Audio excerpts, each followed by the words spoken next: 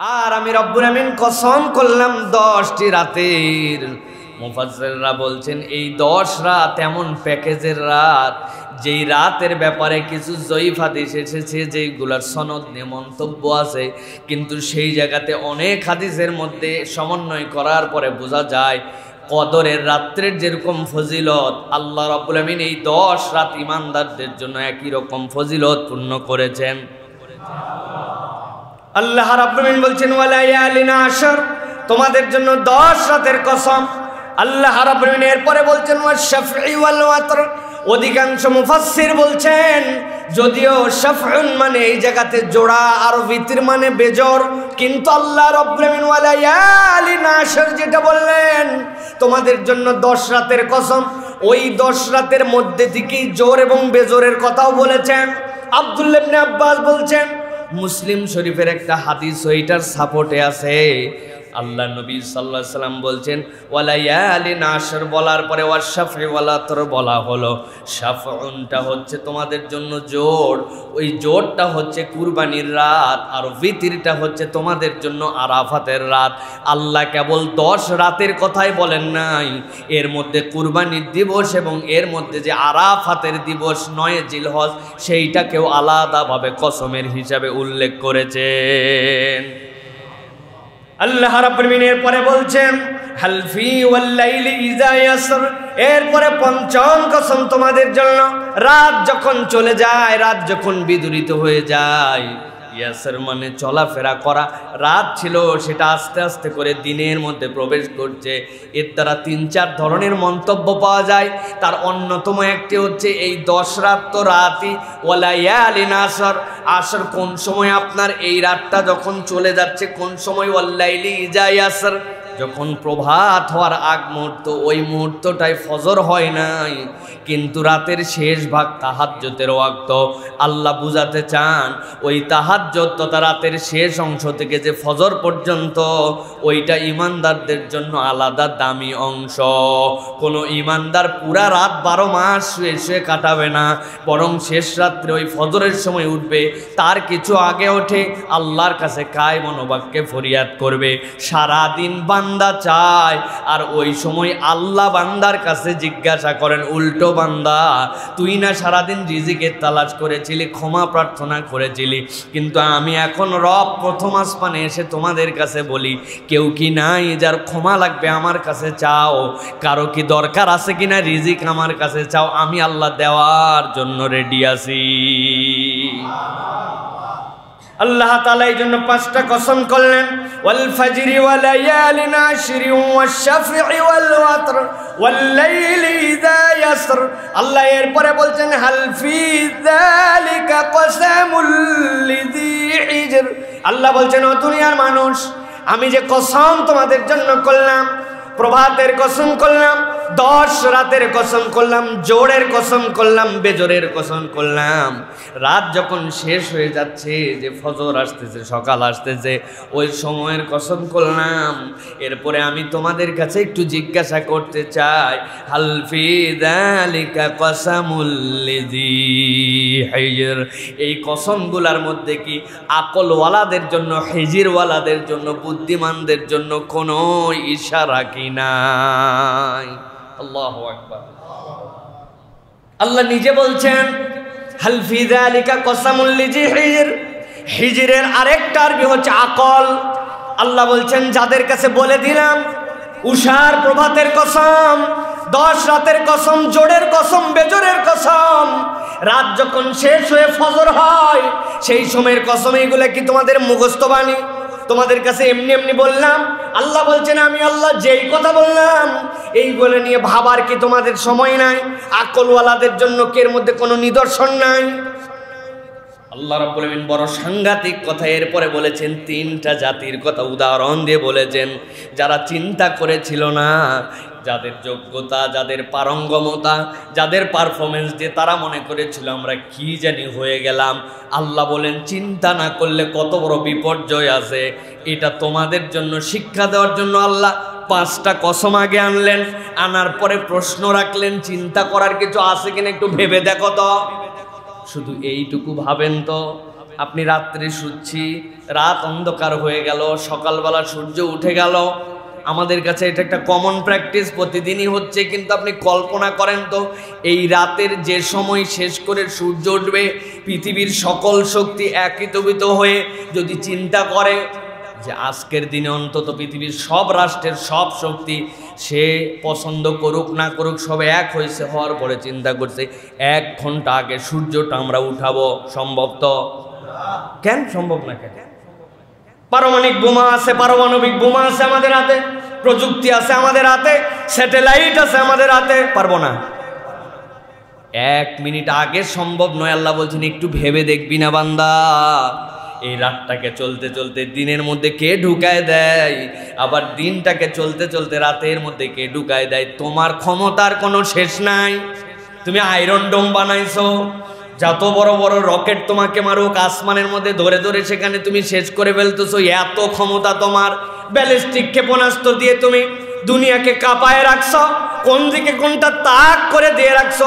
আল্লাহ বলছেন ও বান্দারে, এই যে ব্যালিস্টিক ক্ষেপণাস্ত্র, এই যে তোমার প্রযুক্তি, এই যে তোমাদের যা কিছু সব মহাশূন্যের ওই উপরে স্যাটেলাইটটা স্থাপন করা আছে, ওইটার সাথে কানেক্ট হয়ে সবগুলার কানেকশান। কিন্তু বান্দা একবার ভাবলো না যে নির্দিষ্ট একটা গ্র্যাভিটি পার হওয়ার পরে, মহাকাশে যাওয়ার পরে কেমনে ওইটার নিচেও আসে না উপরেও আসে না, ওই লেয়ারে ভাসে কেমন করে, এরকম গ্র্যাভিটি তুমি নিজে একটা বানাও তো। বান্দা কত পাওয়ার! আমি স্যাটেলাইট উড়াইছি, বঙ্গবন্ধু স্যাটেলাইট উপরে চলে গেছে, বাংলাদেশ আসমানে উঠে গেছে, তাই না? আসমানে উঠছে ঠিকই, কিন্তু আগে ক্ষমতাটার মানদণ্ড নিজেকে অনুভব করতে হবে। কার আসমানে উড়ালাম আর কার বাতাসে সেইটাকে রেখে আসলাম। ওই আল্লাহকে চিনলে আপনার মর্যাদা বাড়বে, আর ওই আল্লাহকে না চিনলে আপনার পরিণতি ফেরাউনের মতো হবে।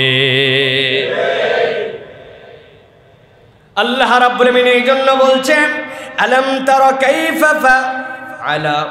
তারা কাইফা ফাআলা রাব্বুকা বিআদ। আল্লাহ বলছেন বান্দা, আকলওয়ালাদের কাছে জিজ্ঞাসা করলাম কসমের মধ্যে তোমাদের জন্য কোনো শিক্ষা আছে কিনা। আল্লাহ বলছেন এবার 3টা উদাহরণ দিয়ে শিক্ষাটা বুঝাই দেই, হাতে কলমে ধরাই দেই তোমাদের কাছে। আল্লাহ বলছেন আলাম তারা কাইফা ফাআলা রাব্বুকা বিআদ। হুদ আলাইহিস সালামের জাতি, আদ জাতি, তাদের কথা আল্লাহ বলছেন আমি যে আদ জাতির সাথে কি করেছিলাম আপনার কাছে খবর আছে নাকি? মক্কার লোকেরা আদ জাতির গল্প জানতো, পাওয়ার দেখিয়েছিল, গরম দেখিয়েছিল, তাদের থেকে শারীরিক সুষ্ঠব অঙ্গ প্রত্যঙ্গের বাহাদুরি, এইরকম ভাবে হিম্মতওয়ালা জাতি কমই সৃষ্টি করা হয়েছিল। হুদ আলাইহিস সালাম যতই ভয় দেখান, উল্টা তারা উল্টারও ভয় দেখায়। সামুদ জাতি তো আরো এক ধাপ আগায়া বলছে এদিকে আসো, পাহাড়টা কিসের দেখো তো, বলে এটা তো পাথরের পাহাড়। বলে এই পাটা কিসের? বলে এটা মানুষের। তো দেখো তোমারে কি দেখাই, কিসের ভয় আমাদেরকে দেখাও। পাহাড়ের উপরে যাই গোড়ালি দিয়ে মারছে, গোড়ালা দিয়ে মারার পরে ওই হাঁটু পর্যন্ত ওই পাথরের মধ্যে ঢুকে গেছে, কি রকম শক্তিশালী। বলে তোমার আল্লাহরে বলো বাতাস পাঠায় নাকি আমাদেরকে শেষ করবে। আমরাও দাঁড়ায় গেলাম বুক দিয়া। আল্লাহ বলতেছেন বাহাদুরি ভালো নয়। আল্লাহ রাব্বুল আলামিন এমন বাতাস পাঠালেন, পৃথিবীতে অন্য কোন জাতিকে আল্লাহ এইভাবে ধ্বংস করেন নাই। 7 দিন আসমানে ঘুরাইছেন শুধু, এরপরে ঠেকনায় মারছেন আল্লাহ। আল্লাহ রাব্বুল আলামিন এই জন্য বলছেন আলাম তারা কাইফা ফাআলা রাব্বুকা বিআদ ইরাম যাতিল ইমাদ আল্লাতী লাম ইউখলাক মিসলুহা ফিল বিলাদ।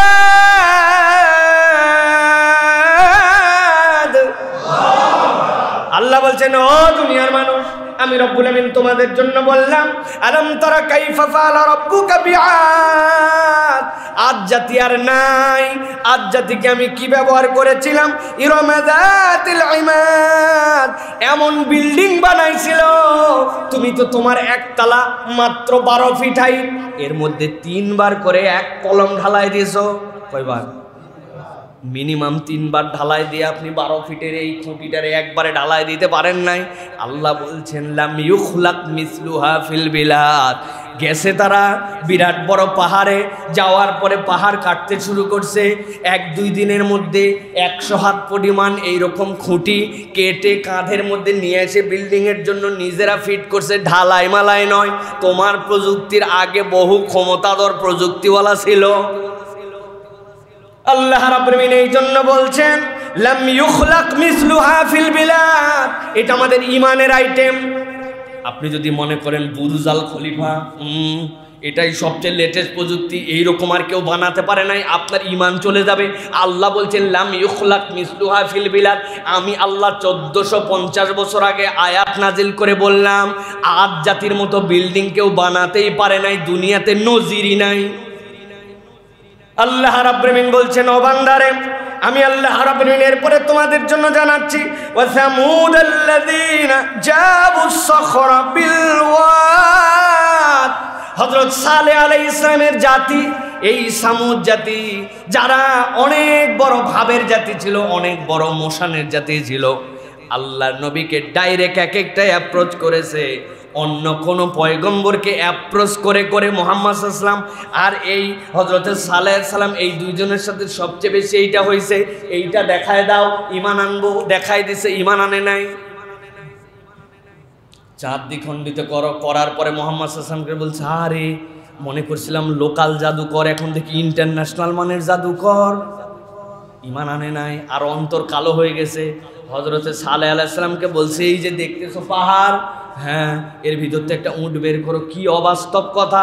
আল্লাহ রাব্বুল আলামিন সাথে সাথে ওই জায়গায় একটা গর্ভবতী নারীর মতো ওই পাহাড়কে ফুলায় দিলেন। এরপরে সেখান থেকে একটা উট বের হলো। উটটার সাইজ এত অবাস্তব ছিল, ওইটা দেখার পর ওরা ভয় পেয়ে গেছে, মুখ হা করলে মনে পুরা সবাইকে খেয়ে ফেলবে। হযরত সালেহ আলাইহিস সালাম বললেন আমি তোমাদের জন্য বললাম এর দুধ পান করো, আর এই কূপ তার জন্য নির্ধারিত, এর বাহিরে যেও না, এই নিয়ম কানুনের সাথে বেয়াদবি করো না, এটা কিন্তু শায়ের আল্লাহ রাব্বুল আলামিনের নিদর্শন, অতএব এর সাথে বেয়াদবি করা যাবে না। অন্য 100টা উট মিলে যা দুধ দিত, একাই তার থেকে বেশি দুধ দিত, কিন্তু আল্লাহ রাব্বুল আলামিন হেদায়েত নসিবে তাদের রাখেন নাই। এত বড় নিদর্শন দেখার পরেও তারা স্বীকার করলো না। আল্লাহ রাব্বুল আলামিন বলছেন ওই সামুদ জাতিকে, ওই সালেহ আলাইহিস সালামের কওমকে আল্লাহ রাব্বুল আলামিন এমনভাবে ধ্বংস করেছেন, মাটি উল্টায় পাল্টায় দিয়া, একদম যেরকম আমরা গোবর মাটি মিক্স করে জমি নির্মাণ করি, আল্লাহ এরকম ভস্মীভূত করে দিয়েছেন, চিহ্নও ছিল না তাদের। আল্লাহ বলছেন আমি রব্বুল আলামিন যাদের মতো বিল্ডিং কেউ বানাতে পারতো না, এই বিল্ডিংওয়ালাকে ধ্বংস করেছি। যারা ওই সময় আল্লাহর মহানিদর্শন দেখার পরে অস্বীকার করেছে, তাদেরকে মাটির সাথে ধুলোমলিন করে মিশিয়ে দিয়েছি। আল্লাহ এরপরে 3 নম্বর জাতির কথা বলছেন ওয়া ফিরআউনা যিল আওতাদ। ফিরাউনের অনেক গুণের কথা তোমরা জানো, অনেক পাওয়ারের কথা জানো, কিন্তু আল্লাহ বলছেন কিলকওয়ালা ফিরাউনা যিল আওতাদ। ওই ফিরাউন ছিল কিলকওয়ালা। কিলকের ব্যাখ্যা কি? মুফাসসিরিনে কেরাম ব্যাখ্যা করেছেন 2 ধরনের। এর আগ পর্যন্ত পৃথিবীতে যত জাতি ছিল প্রত্যেকেই আস্তে আস্তে করে তাবু বিদ্যাতে পারদর্শী হয়েছিল। কোথাও যুদ্ধ করতে গেলে তাবু টানাতে হতো, কিন্তু ফেরাউনের আগে কেউ তাবু আটকানোর জন্য লোহার কিলক, লোহার যে প্যারেক, এইটার পদ্ধতি আর কেউ আবিষ্কার করে নাই। অন্যরা মরুভূমিতে যাইতো, ঝড় উঠতো, তাদের তাবু এলোমেলো হইতো, কিন্তু ফেরাউন কিলক আবিষ্কার করলো। এখন পর্যন্ত সেটা চলমান দুনিয়াতে। চারিদিক দিয়ে তাবু টানানোর পরে কিলক যখন গেড়ে দিত, এমন ভাবে গেড়ে দেওয়া হতো হাজার বাতাসের পরে ওই তাবু উঠতো না। এটা একটা ব্যাখ্যা। আল্লাহ এই জন্য বলেছেন ওয়া ফিরআউনা যিল আওতাদ। আরেকদল মুফাসসির বলছেন ফেরাউনকে কিলকওয়ালা বলার কারণ তার বাহিনীটা এত বড় ছিল, দুনিয়াতে ইতিপূর্বে এত বড় বাহিনী, সেনাবাহিনী নিয়ে কেউ ঘুরতো না। এমনকি মুসা আলাইহিস সালামকে যখন দাবড়ানি দিয়েছিল পানির মধ্যে ডুবানোর জন্য, মুফাসসিরিনে কেরাম বলেন 8 লক্ষ সৈন্য নিয়ে সে কিন্তু মরছিল। শুধু ফেরাউনের ডুবনির কথা জানি, বাকি 8 লক্ষটা আমরা জানি এগুলো সব চুবে মরছে। এত বড় বাহিনী, যেখানে যাওয়ার পরে তাবু গাড়তো, ডান বাম সব দিক তাবু আর তাবু। তাকে যুদ্ধ করে জয় করতে হতো না, তার বাহিনী দেখে ভীত সন্ত্রস্ত হয়ে কেউ তার সামনে আসতো না। আল্লাহ রাব্বুল আলামিন বলছেন ফিরআউনা যিল আওতাদ আল্লাযীনা তাগাউ ফিল বিলাদ।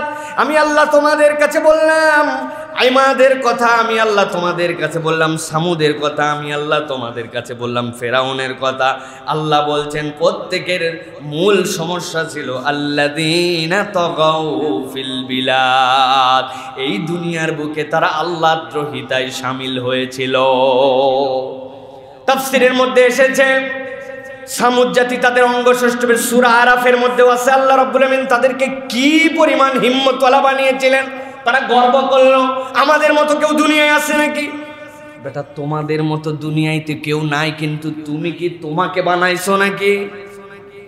তুমি তো তোমাকে বানাও নাই, তোমার রব তোমাকে বানাইলেন, তোমার রব তোমাকে সৃষ্টি করলেন।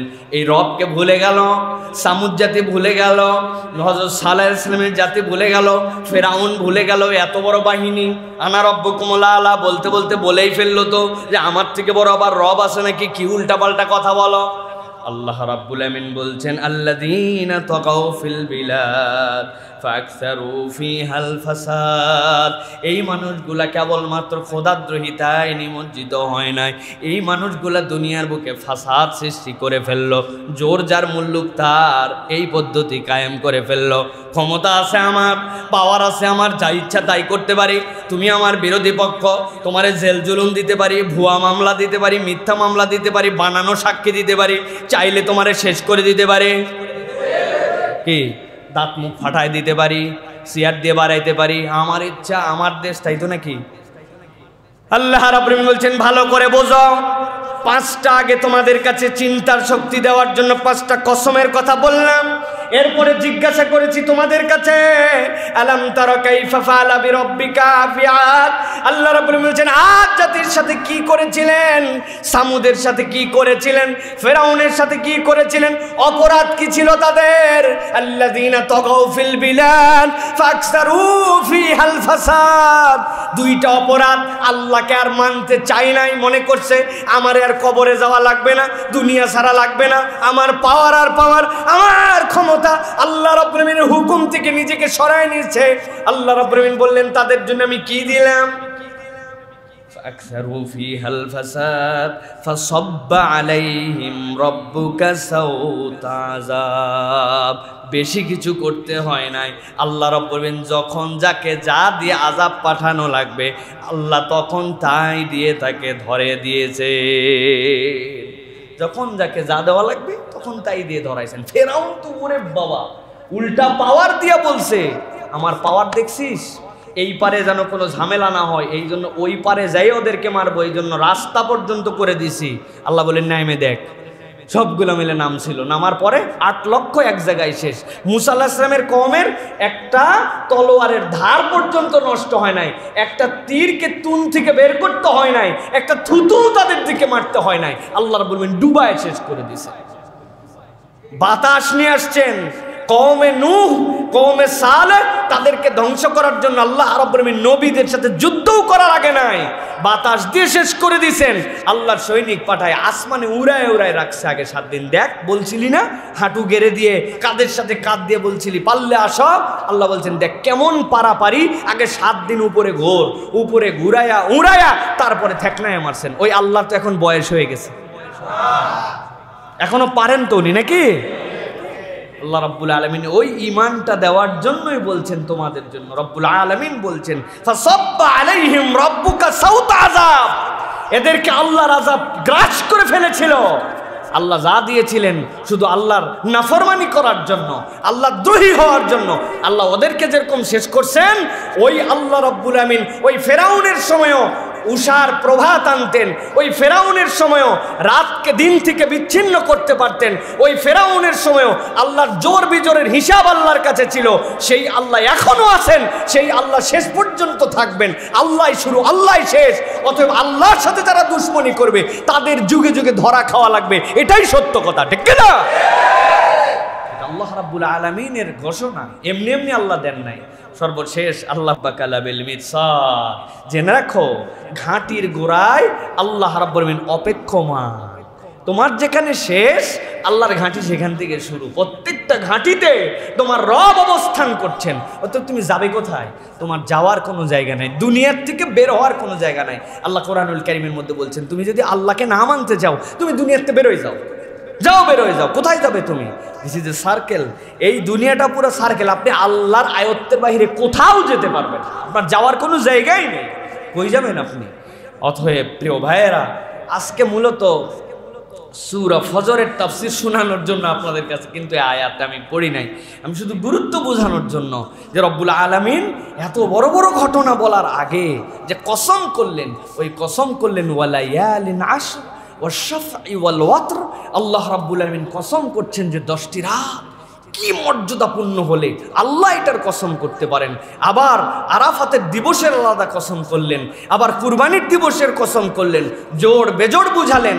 দুনিয়াতে সব কিছুর মধ্যে জোড় বেজোড়ের ভাব আছে, এগুলো আল্লাহ রাব্বুল আলামিন দুনিয়ার মানুষের জন্য জানাচ্ছেন। মূলত আজকে যেটা বলতে চাই প্রিয় ভাইয়েরা, আল্লাহ রাব্বুল আলামিন এর দ্বারা আমাদেরকে এই 10টি দিবসের দিকে মুখাপেক্ষী করেছেন যে এই 10 দিবস তোমরা ছেড়ে দিও না। সেটা কোনটা? এটা হচ্ছে আমাদের জন্য জিলহজের সেই আমাদের জন্য দামি 10টা দিবস। ইসলামী ক্যালেন্ডারের শেষ মাস হচ্ছে জিলহজ মাস।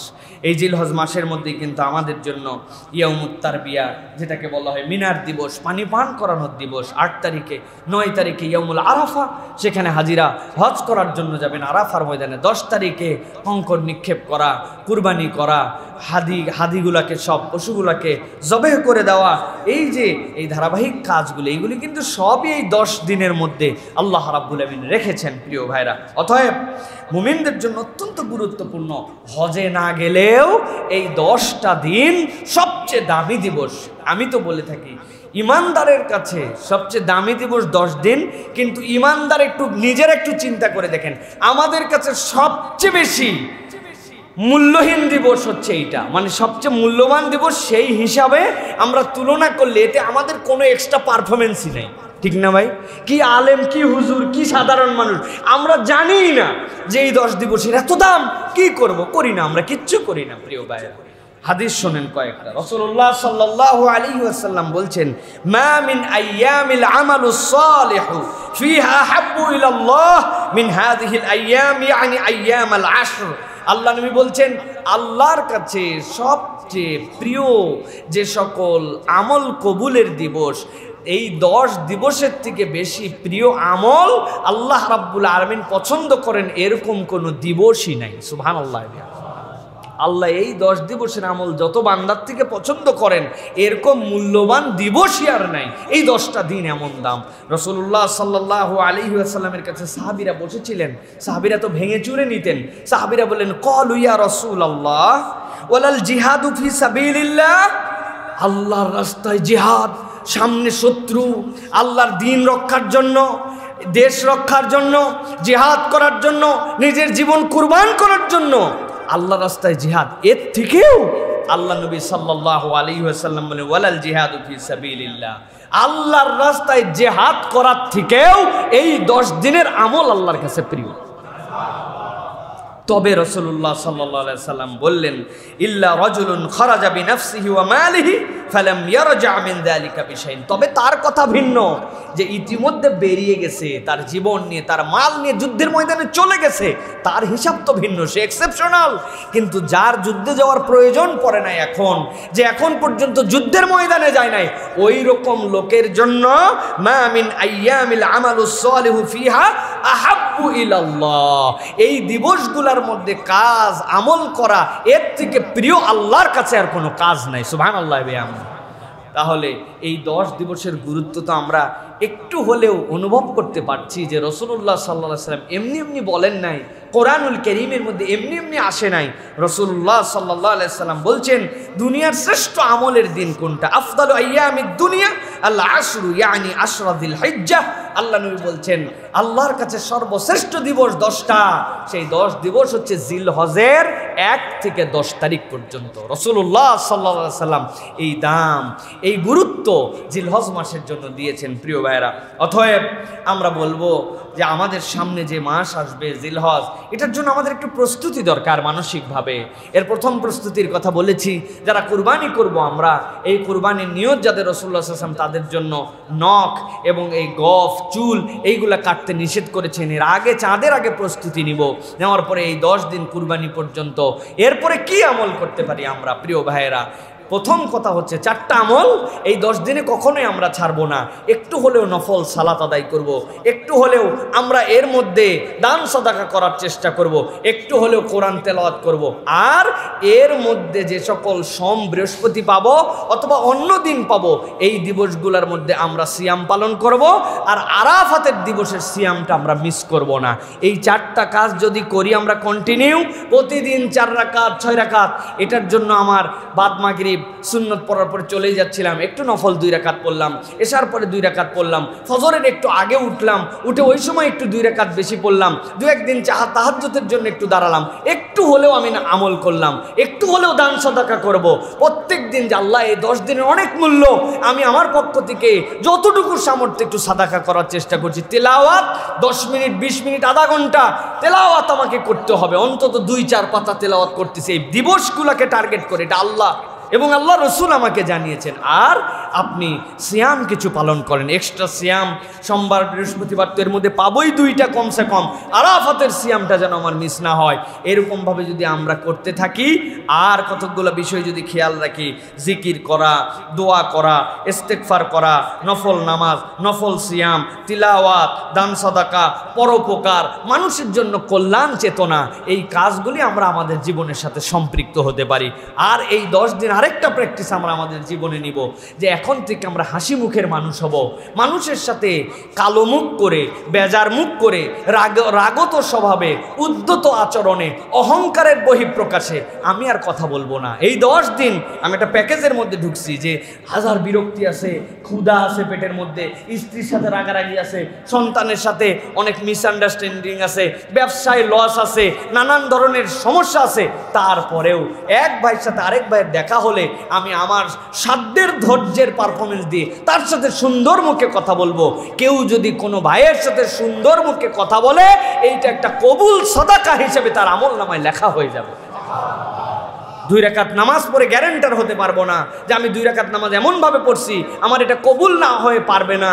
একটা তওয়াফের গ্যারান্টি দিতে পারবো না, একটা রোজার গ্যারান্টি দিতে পারবো না, কিন্তু গ্যারান্টি দিতে পারবো যে আমি মানুষের সাথে আল্লাহ সাধ্যের মধ্যে সুন্দর করে কথা বলছিলাম, রাগ দেখাই নাই, অহংকার দেখাই নাই, তুচ্ছতাচ্ছিল্য তারে করি নাই, তার সাথে সুন্দর আচরণ করছি। আল্লাহ আমি না চেষ্টা করছি এটা, আল্লাহ আপনার আমল নামায় কিয়ামতের দিন দেখাবেন যে তোমার একটা কবুল সদাকা তোমার আমল নামায় আছে। আর যেই ব্যক্তির আমল নামায় একটা কবুল সদাকা আছে, আল্লাহ নবী বলছেন এটা তার জান্নাতে যাওয়ার কারণ হয়ে যেতে পারে। অর্ধেক খেজুর দিয়ে হলেও একটা সাদাকা আদায় করো, নবীজি বলছেন অর্ধেক খেজুর দাও, দান করো, তাও একটা কবুল সাদাকা নিয়ে আল্লাহর কাছে আসো, বলতে পারবে যে আল্লাহ এটা আমার জন্য পারফরমেন্স তোমার জন্য করেছি। প্রিয় ভাইরা, এই জন্য এই 10 দিনের গুরুত্ব দিয়ে আমরা মেহেরবানি করে এইটা আমল করার জন্য চেষ্টা করবো। আল্লাহ আমাদেরকে তৌফিক দান করেন। আরেকটি আমল আছে যেটি আমাদের সমাজ থেকে উঠে গিয়েছে, অসুস্থকে দেখতে যাওয়া, অসুস্থের খোঁজ খবর নেওয়া। কত মানুষ বিভিন্ন পীড়ায় আছেন, একটু ওষুধ কিনতে পারছেন না, একটু সান্ত্বনা পাচ্ছেন না, একটু যোগাযোগ করে একটা ভালো ডাক্তার দেখাতে পারছেন না। আপনি এগুলো নিয়ত করে যদি অসুস্থকে দেখতে যান, প্রিয় ভাইয়েরা, দুনিয়ায় কেউ যদি তার জীবনের কোনো কল্যাণ কামনা করতে চায়, তাহলে সে যেন অসুস্থকে দেখতে যায়। বলবেন কেমন করে? অসুস্থকে আপনি দোয়া করতে যান না, আপনি যখন অসুস্থকে দেখতে যান, আল্লাহর 70,000 ফেরেশতা আপনাকে গার্ড অফ অনার দিয়ে নিয়ে যায়। এরপরে অসুস্থকে যে বলবেন, সংক্ষিপ্ত সময় অবস্থান করবেন এবং তাকে বলবেন আপনি আমার জন্য দোয়া করেন, আর আপনি তার জন্য শুধু অল্প একটু কথা বলবেন, লা বা'সা তাহুরুন ইনশাআল্লাহ আসআলুল্লাহুল আফিয়া, আল্লাহ রাব্বুল আমিন আপনাকে মাফ করে দেন, চিন্তা করেন না, রোগ দিয়েছেন যিনি সারায়ও দিবেন তিনি। মাথায় একটু হাত দিয়েছেন একটু বুলাই দিয়ে, বাকিটুকু বলছেন আপনি একটু আমার জন্য দোয়া করেন। অসুস্থ যখন যে দেখতে যায় ভিজিটর, তার জন্য দোয়া করে, আল্লাহ রাব্বুল আমিন ওই দোয়া ফেরত দেন না। আর সকাল থেকে সন্ধ্যা পর্যন্ত ফেরেশতারা আপনার আশপাশে ঘুরতে থাকে। প্রিয় ভাইয়েরা, আমরা বুঝি না, আমরা চিন্তা করছি অসুস্থকে দেখতে গেলে আমাদের অনেক হাদিয়া তোফা নিয়ে যাওয়া লাগে। এটা একদম ব্যাড প্র্যাকটিস। কিছু আপনার সাধ্যের মধ্যে কুলালে আপনি তো নিয়ে যাবেনই, সেটা যদি আল্লাহ তৌফিক দান করে।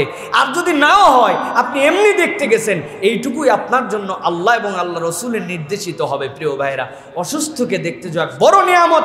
আবু বকর সিদ্দিক রাদিয়াল্লাহু তাআলা তো আল্লাহ রসুলের ঘোষণাপ্রাপ্ত জান্নাতি, কিন্তু আবু বকর সিদ্দিকের এমন আমল ছিল, সিদ্দিক এমনি হন নাই। নবীজি বলছেন, আজকে কেউ আছে যে রোজা রেখেছে? অনেক লোক হাত তুলছে, রোজা আছে। আজকে কেউ আছে যে দান সদাকা করেছে? আরো দু একজন হাত তুলেছে, অর্ধেক হাত আবার নেমে গেছে, কিছু দান সদাকা করে নাই। আবু বকর রাদিয়াল্লাহু হাত তখনও আছে। আজকে কেউ কি আছে যে অসুস্থকে দেখতে গেছে? আরো হাত কিছু নেমে গেছে। আবু বকর সিদ্দিক রাদিয়াল্লাহু তাআলার হাতটা তখন পর্যন্ত উত্থিত আছে। আবু বকর রাদিয়াল্লাহু তাআলার চরিত্র ছিল সিয়াম পালন করতেন, দান সদকা করতেন, অপরের কল্যাণ করতেন, ইসলামের পক্ষে মানুষকে ডাকতেন, অসুস্থকে দেখতে যেতেন। নবীজি বললেন, যার সাথে এই গুণগুলো সম্পৃক্ত হবে, আমি নবীজি বললাম সে জান্নাতি। সুবহানাল্লাহ। এটা আবু বকরের জন্য খালি ঘোষণা নয়, উম্মতের আমাদের জন্য ঘোষণা। একদিনে সিয়াম করা, একদিনে কিছু দান করা, একদিনে আল্লাহর জন্য দাওয়াতের কাজ করা, একই দিনে রুগী দেখতে যাওয়া, একই দিনে জানাজায় শরীক হওয়া সম্ভব কিনা? সম্ভব কিনা? সম্ভব তো, জীবনে একবার করবো না। আল্লাহ রাসূল সাল্লাল্লাহু আলাইহি ওয়াসাল্লাম এত পদ্ধতিতে আমাদেরকে জাহান্নাম থেকে বের করে জান্নাতে নিতে চান। আমাদের আবার একটা বড় সমস্যা, আপনাদের না, আমার বড় সমস্যা, যা এগুলা হাদিস পরে ওয়াজ করি, আমি চিন্তা করি এগুলো তো আমার মুসল্লিদের কাজ, জনগণের কাজ, হুজুরের কাজ না। আমি হুজুর তো এগুলোর বাইরে, ঠিক না? আব্দুল্লাহ জাহাঙ্গীর রাহিমাহুল্লাহ বলতেন, আহা কি আবেগ দিয়ে যে স্যার এই কথাগুলি বলতেন, যে দেখো হযরতে ওসমান রাদিয়াল্লাহু তাআলা আনহু যখন কবরের কাছে যেতেন, বেকারার হয়ে যেতেন। আমি আব্দুল্লাহ জাহাঙ্গীর তো বহুবার কবরের কাছে গেলাম, কিন্তু যাওয়ার পরে তো আমি একবারও বেকারার হলাম না। আমি যখন কবরের বয়ান করি, কবরের ভয়াবহতার বয়ান করি, তখন মনে হয় যে এটা আমার মুসল্লিদের জন্য বয়ান, আমি হুজুর তো আর কবরে যাব না। আমাদের ফিলিংস এরকম হয়েছে প্রিয় ভাইয়েরা, প্রত্যেকের আমাদের ফিলিংস এরকম হয়েছে যে আমি এটা বয়ান করতেছি মুসল্লিদের জন্য, হুজুরের আমলে এটা নয়। অথবা ছাত্র চিন্তা করছে এটা ওস্তাদের আমল, ওস্তাদ চিন্তা করছে এটা ছাত্রের আমল, ধনীরা চিন্তা করছে এটা গরিবের আমল, গরিবরা চিন্তা করছে এটা বড় লোকের আমল। আমরা একজন আরেকজনের দিকে পার করে দিচ্ছি, অথচ এটা ইমানদার মাত্রই আমল। আমরা করার চেষ্টা করবো তো ইনশাআল্লাহ। দুনিয়ার শ্রেষ্ঠ নফল সিয়ামের একটা প্রস্তুতি নিতে হবে আমাদের। রাসূলুল্লাহ সাল্লাল্লাহু আলাইহি ওয়াসাল্লাম বলছেন, সিয়ামু ইয়াউমি আরাফাতা আহতাসিবু আলাল্লাহি আন ইউকাফফিরা সানাতা আল্লাতী ক্বাবলাহু ওয়াস সানাতা আল্লাতী বা'দাহু। আল্লাহ নবী সাল্লাল্লাহু আলাইহি ওয়াসাল্লাম বলছেন, আমি তোমাদেরকে জানাচ্ছি, আল্লাহর কাছে আমি আশা করি এমন একটা সিয়াম তোমরা রাখবা, পূর্ববর্তী 1 বছর, আগামীর 1 বছর এই গুনাহ আল্লাহ তোমাদের মাফ করে দিবেন। সেই সিয়ামটা হচ্ছে আরাফাতের দিবসের সিয়াম। সুবহানাল্লাহ। নিয়ত করে ফেলি আমরা, এবছর আমরা আরাফাতের দিবসের সিয়াম রাখবো। এখানে দুটি কথা, আরাফাতের দিবসকে আমরা কি হিসাবে কাউন্ট করব? আমরা কি 9 তারিখ হিসাবে দেশে কাউন্ট করব, বিভিন্ন সময় বিভিন্ন জায়গায় চাঁদ ওঠে সেটার হিসাব, নাকি আরাফাতের দিবস? এখানে প্রণিধানযোগ্য দুটি কথা। আরাফা, ইয়াউমু আরাফা কিয়ামত পর্যন্ত 9 জিলহজেই হবে। অতএব কেউ যদি খবর না পায় এবং তার দেশের চাঁদ দেখা অনুযায়ী 9 তারিখে আদায় করে ফেলে, তাহলে তার জন্য 9 জিলহজ আরাফাতের সিয়াম হয়ে যাবে। আর আরও কিছু কিছু মুফাসসিরিনে কেরাম বলেছেন, যেহেতু আল্লাহর নবী এই জায়গায় 9 তারিখ উল্লেখ না করে ইয়াউমু আরাফা বলেছেন, তাহলে যদি কোনো জাতিগোষ্ঠীর এই খবর নেওয়ার সুযোগ থাকে যে তার দেশ থেকে সে জানতে পারতেছে আরাফাতের দিবসটা কোনটা, সেটা তার দেশে যদি 8 তারিখ হোক বা 9 তারিখ হোক, কম বেশি হোক, চাঁদ দেখার কারণে ওই আরাফাতের সাথে মিলায়ে যদি রোজা রাখে, তাহলেও সে এই সিয়ামের হক আদায় করার সওয়াব পেয়ে যাবে। অতএব প্রিয় ভাইয়েরা, যেভাবেই হোক 9 জিলহজের এই সিয়ামটা আমরা ত্যাগ করব না। তবে এখানে আরেকটি কথা, অনেক হাজী সাহেবরা ওই বয়ান শুনবেন, শুনে আরাফাতের ময়দানে আছেন, তিনিও চিন্তা করছেন আমি রোজা থাকবো না। সহিহ মুসনাদ আহমদের হাদিসের মধ্যে আসছে, সাহাবীরা জিজ্ঞাসা করছেন নবীজিকে, ইয়া রাসূলুল্লাহ এই সিয়াম কি হাজীদের জন্য? তিনি বললেন, না, এটা হাজীদের জন্য সিয়াম নয়, এটা নিষেধ। বরং যারা হজে যাবে না, পুরা দুনিয়ার মুসলিম উম্মাহ ওই ভাইদের ভ্রাতৃত্বের সাথে সম্পৃক্ত হওয়ার জন্য এই সিয়াম রাখবে। আর কেউ যদি আরাফাতের এই সিয়াম রাখে, আল্লাহ নবী বলছেন আমি আশা করি পূর্ববর্তী এবং পরবর্তী 1 বছরের সগীরা গুনাহ আল্লাহ তার মাফ করে দিবেন। অতএব প্রিয় ভাইরা, এটাই নফল সিয়ামের দিক দিয়ে শ্রেষ্ঠ সিয়াম, এর থেকে দামি আর কোনো সিয়াম নাই। আমরা শপথ করে নেই এবার ইনশাআল্লাহ আমরা এই সিয়াম রাখার চেষ্টা করব। আল্লাহ আমাদেরকে তৌফিক দান করেন। রাসূলুল্লাহ সাল্লাল্লাহু আলাইহি ওয়াসাল্লাম বলেছেন, মা মিন আইয়ামিন আ'যামু ইনদাল্লাহি ওয়া লা আহাব্বু ইলাল্লাহি আল আমালু ফীহিন্না মিন আইয়ামিল আশর। আল্লাহর নবীর কাছে যখন ওহী এসেছে, নবী জানিয়েছেন আল্লাহর কাছে এই 10 দিবসের আমলের থেকে প্রিয় অথবা আল্লাহর কাছে এর থেকে বেশি দামি কোনো আমল নাই। আল্লাহর নবী এরপরে শিখাচ্ছেন কি আমল তোমরা করবে। একটা সিয়ামের কথা বললেন, আরেকটা নবীজি বলছেন ফাকসিরু ফীহিন্নাত তাসবিহ ওয়াত তাহমিদ ওয়াত তাহলিল ওয়াত তাকবীর, সুবহানাল্লাহ, আলহামদুলিল্লাহ, আল্লাহু আকবার, লা ইলাহা ইল্লাল্লাহ, সুবহানাল্লাহ, আলহামদুলিল্লাহ, লা ইলাহা ইল্লাল্লাহ, আল্লাহু আকবার। এইগুলা নবীজি শিখিয়েছেন যে তোমরা চলতে ফিরতে তোমার মুখকে কখনো এইরকম বিমুক্ত করো না, কেননা আল্লাহ রাব্বুল আলামিনের কাছে সর্বোত্তম মুখ, সর্বোত্তম জিহ্বা ওইটা যেইটা আল্লাহর জিকিরে মশগুল থাকে। সুবহানাল্লাহ।